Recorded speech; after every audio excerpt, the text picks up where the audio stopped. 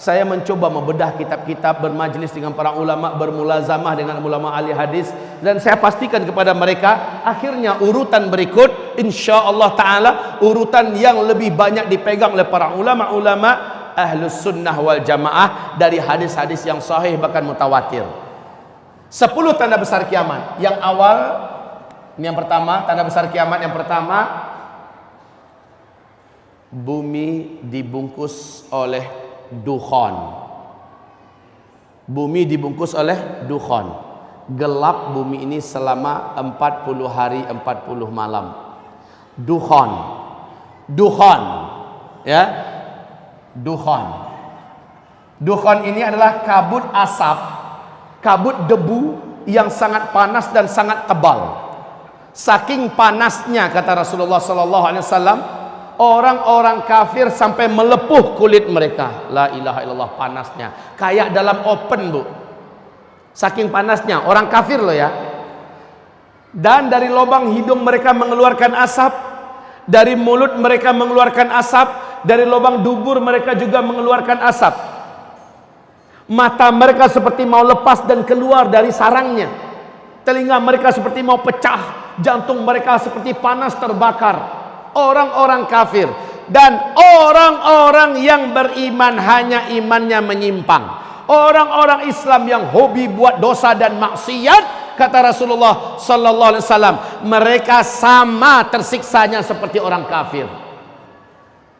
Akan tetapi umatku yang beriman, imannya lurus dan amal soleh mereka banyak sebelum itu terjadi, mereka aman.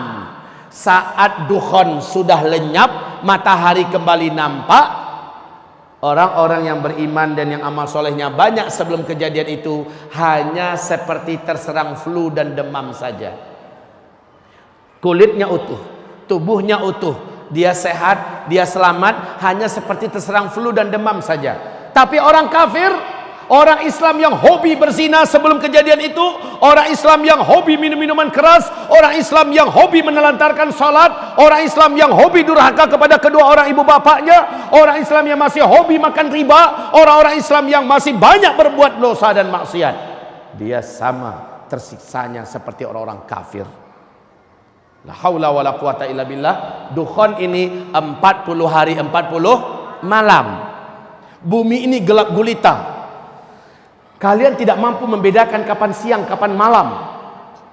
Bahkan salah seorang di antara kalian mencoba mendekatkan telapak tangannya ke arah wajah, lam yakad yaraha, tak mampu melihat apa-apa saking tebalnya dukhan itu. La haula wala quwata illa billah. Kaum muslimin yang kami muliakan, setelah dukhan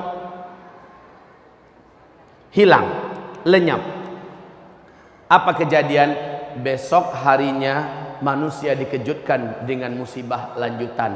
Semua teknologi sudah berhenti. Semua teknologi sudah berakhir.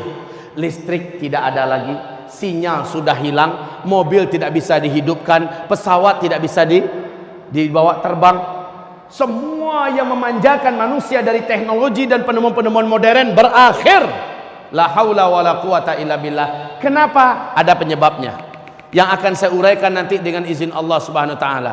Saya bahagia, saya bangga, saya bersyukur dikasih oleh Allah kesempatan bisa bicara dengan sebanyak-banyak manusia seperti sekarang di sini. Dan saya yang paling bersyukur sekali, Abah, dikasih waktu 6 jam. Ini yang lama saya rindukan. Saya rindu bisa bicara lebih lama. Dan selama ini saya hanya bisa melampiaskan itu di Malaysia. Di Malaysia dari pagi sampai menjelang maghrib saya bicara akhir zaman. Di sini kali pertama di Indonesia saya akan berbicara 6 jam. Kaum muslimin, ini belum apa-apa dibanding yang mulia Rasulullah. Rasulullah kata para sahabat, bicara tentang akhir zaman, sejak lepas sholat subuh beliau naik ke atas mimbar. Beliau ceramah sampai masuk waktu zuhur. Masuk waktu zuhur beliau turun mengimami kami sholat berjamaah. Habis zuhur naik lagi ke atas mimbar, lanjut sampai asar. Asar beliau turun mengimami sholat asar. Lepas itu naik lagi, lanjut sampai maghrib. Sehingga kata para sahabat seperti Abu Hurairah berkata, tidak ada seorang pun di antara kami yang berani beranjak dari tempat duduknya. Yang ingat dengan apa yang Nabi sampaikan adalah yang paling banyak catatannya dan yang paling kuat hafalannya. 1 hari penuh, Pak. Jadi masih kalah anak muda seperti Zulkifli kalau menyampaikan ini. Maka ketika Abah Rauf tadi mengatakan jangan pergi kemana-mana ya, ini sunnahnya memang demikian. Dalam majelis ilmu, sahabat telah membuktikan setianya mereka mendengarkan. Mereka tidak berani keluar. Apalagi materi kita saya bedah 2, materi amalan dan persiapan apakah yang harus segera kita siapkan dan kita kerjakan sekarang, itu selepas zuhur. Baik kaum muslimin, saya lanjutkan. Dukhan, kabut debu yang panas sangat tebal. Selepas dukhan, teknologi musnah. Iklim udara di dunia menjadi panas. Sementara ketika orang keluar, sudah banyak bangkai-bangkai yang berserakan. Apakah bangkai binatang atau bangkai manusia yang tidak mampu bertahan meninggal dunia. 40 hari, Pak, dibungkus oleh kabut debu yang teramat panas. Maka banyak sekali daun-daun, bunga-bunga segala macamnya, burung-burung yang mati. Setelah itu udara di muka bumi dan iklim udara juga berubah drastis menjadi panas. Air menjadi sulit didapatkan. Air-air menjadi kotor karena debu tadi telah turun dan mengendap kembali di bumi. La haula wala quwata illa billah. Kaum muslimin yang kami muliakan, sejak itu kelaparan mulai melanda di muka bumi. Serentak seluruh dunia mengalami kelaparan. Sepertiga air dari langit Allah tahan, sepertiga tanam-tanaman di muka bumi Allah biarkan mati. Kekurangan pakan secara global, serentak di muka bumi kekurangan makanan.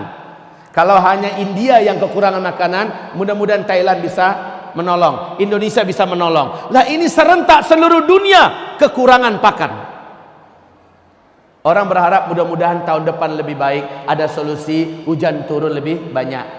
Harapan orang hanya tinggal harapan tahun esoknya lagi, tahun kedua, 2/3 air dari langit Allah tahan.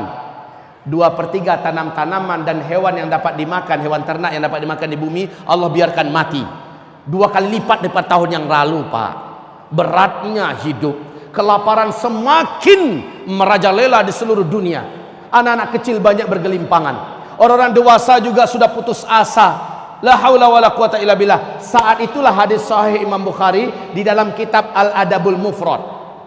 Rasulullah bersabda, tidak akan terjadi kiamat sampai tetangga tega mendatangi tetangganya demi memperebutkan sepotong roti yang ada pada tetangga yang ini membunuhnya dan mendapatkan sepotong roti itu. Kadang-kadang tetangganya ngaku nggak punya makanan, nggak percaya yang datang ini, dibunuhnya juga. La haula wala quwata illa billah.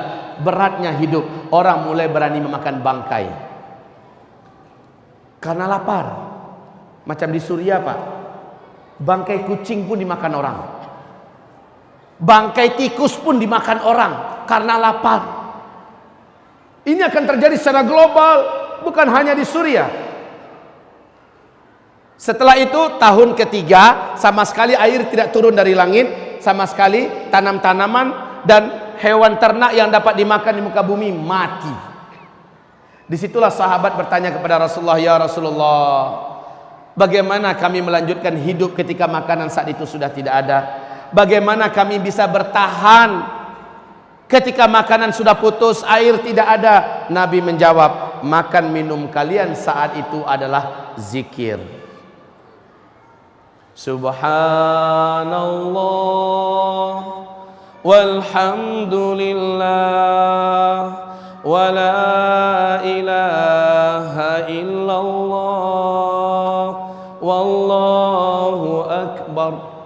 Kalian baca terus, niatkan untuk mengenyangkan perut kalian, Allah akan kenyangkan perut kalian. Niatkan ganti minum, maka Allah hilangkan dahaga kalian. Niatkan untuk menguatkan fisik kalian, Allah kuatkan fisik kalian. Baca subhanallah walhamdulillah wa la ilaha illallah wallahu akbar. Zikir adalah makanan kalian, zikir adalah minuman kalian. Kalau di sini kita dilatih untuk bagaimana berzikir, maka ke depan latih lagi zikirnya lebih hebat lagi. Anggap zikir kita selama ini kurang, berlatihlah agar berzikir sebenar-benarnya. Di kitab Zikir Akhir Zaman, kitab yang sudah kita siapkan Bapak Ibu, diajarkan bagaimana cara menyambut energi zikir yang selama ini terpendam. Umat ini sekarang kehilangan energi zikir. Umat ini pada sekarang. Dulu Nabi Yunus dalam perut ikan. Zikir yang dibacakan oleh Nabi Yunus menyebabkan Nabi Yunus hidup dan selamat. Berapa lama Nabi Yunus dalam perut ikan? 40 hari 40 malam. Para ulama ahli tafsir mengatakan, ada yang mengatakan 1 minggu, ada yang mengatakan 20 hari. Tetapi banyak riwayat mengatakan beliau dalam perut ikan 40 hari 40 malam. Dukhan berapa lama? Sama, 40 hari 40 malam. Nabi Yunus dalam perut ikan ada oksigen enggak? Dukhan ketika sangat tebal menyelimuti bumi, gampang enggak mendapatkan oksigen? Sama gelapnya, hitam pekat, sama dengan Nabi Yunus. Ada enggak sesuatu yang dapat diminum oleh Nabi Yunus dalam perut ikan? Tidak, sama dengan orang yang dibungkus oleh dukhan. Kejadiannya sama. Maka Nabi mengatakan sallallahu alaihi wasallam, ala unabbiukum bisyai', idza nazala bi rajulin minkum karbun aw bala'un min balayad dunya thumma da'a bihi illa furija anhu qalu bala qala du'a'u dhinnun. Mau enggak kalian saya ajarkan suatu amalan, suatu bacaan, apabila kalian mau membacanya, kalian mau mengamalkannya, maka tidak ada musibah seberat apapun yang datang kepada kalian, tidak ada satu bencana sehebat apapun yang menimpa kalian, melainkan kalian kalau membaca ini, kalian amalkan ini, Allah akan selamatkan kalian, Allah akan bebaskan kalian dari bencana tersebut. Mau, kata Rasul? Para sahabat menjawab, qalu bala, mau ya Rasul, mau. Nabi mengatakan du'a'u dhinnun, doa dhunnun. Dhunnun itu adalah gelarnya Nabi Yunus. La ilaha illa anta subhanaka inni kuntu minaz zalimin. La ilaha illa anta subhanaka inni kuntu minaz zalimin. Sama-sama baca. La ilaha illa anta subhanaka inni kuntu minaz zalimin. La ilaha illa anta subhanaka inni kuntu minaz zalimin. La ilaha illa anta subhanaka inni kuntu minaz zalimin. Terus Nabi Yunus membaca itu dalam kegelapan di perut ikan, di tengah kedalaman laut samudra. Terdengar zikir itu membumbung ke arasy Allah, mengguncang arasy Allah. Lalu Allah perintahkan para malaikat, turun, kalian periksa siapa yang berzikir itu. Allah maha tahu, tapi Allah ingin beberkan ini kepada makhluk sampai hari kiamat. Malaikat periksa, ternyata zikirnya Nabi Yunus. Maka kata Rasulullah, siapa yang berzikir dengan zikir Nabi Yunus, apapun musibah yang dihadapinya dalam hidup, Allah pasti akan lepaskan dia dari musibah itu. Kesulitan apapun yang dia hadapi dalam hidup, dia zikirkan ini dengan zikir yang sebanyak-banyaknya, Allah akan bebaskan dia dari kesulitan hidup itu. Zikir ini dibaca terus menerus. Baik, kita lanjutkan. Dukhan, itulah dia tahun ketiga setelah Dukhan, terjadilah tanda besar kiamat yang kedua.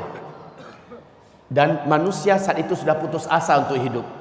Sampai-sampai orang yang beriman, kata Rasulullah, mereka lewat tepi kuburan. Dia berkata, ini orang beriman loh, orang yang taat, orang yang soleh, lewat di tepi kuburan. Apa katanya? Alangkah bahagianya orang-orang yang ada di dalam tanah itu. Kalaulah saya di posisi dia saat ini. Orang beriman, saking beratnya hidup ditahan, ditanggung Bapak, sampai-sampai dia iri dengan orang-orang yang sudah duluan meninggal, yang sudah ada di dalam kuburan. Alangkah bahagianya mereka, padahal belum tentu mereka bahagia dalam kubur. Tapi saking beratnya hidup di dunia, saat itulah berita kemunculan Dajjal, tanda besar kiamat yang kedua.